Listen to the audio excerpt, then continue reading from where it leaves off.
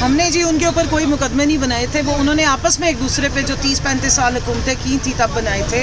Justice قیوم کی audio leak جو ہے وہ اس بات کی گواہ ہے کہ بڑے میاں صاحب فرمائش کر رہے ہیں جس کو چھوٹے میاں صاحب پہنچا رہے تھے آگے، اور بند کس کو کروا رہے تھے؟ زرداری صاحب کو۔ زبان کس کی کٹوانے کا حکم ہو رہا تھا؟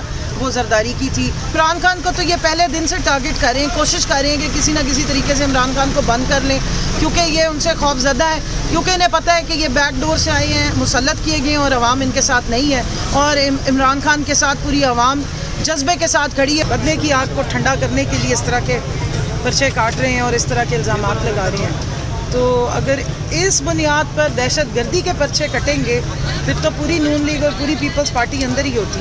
تو یہ انٹرنیشنلی بھی ہماری بہت جگ ہنسائی ہوئی ہے۔ پاکستان کا جو ٹیررزم کو لے کر کے 10 سال میں نیریٹو بنا تھا وہ کس طرح سے ٹارنش ہوا ہے۔ 50 سے زیادہ جرائد میں، اخباروں میں اور میڈیا نے یہ کور کیا ہے اور اس بات پہ مذاق اڑایا ہے کہ ایک جو پوری دنیا میں امن کا علم بردار ہے، امن کا جو سفیر ہے، اس کو آپ نے دہشت گرد بنا دیا۔ آپ اپنے ملک کے لیڈروں کے ساتھ یہ سلوک کرتے ہیں۔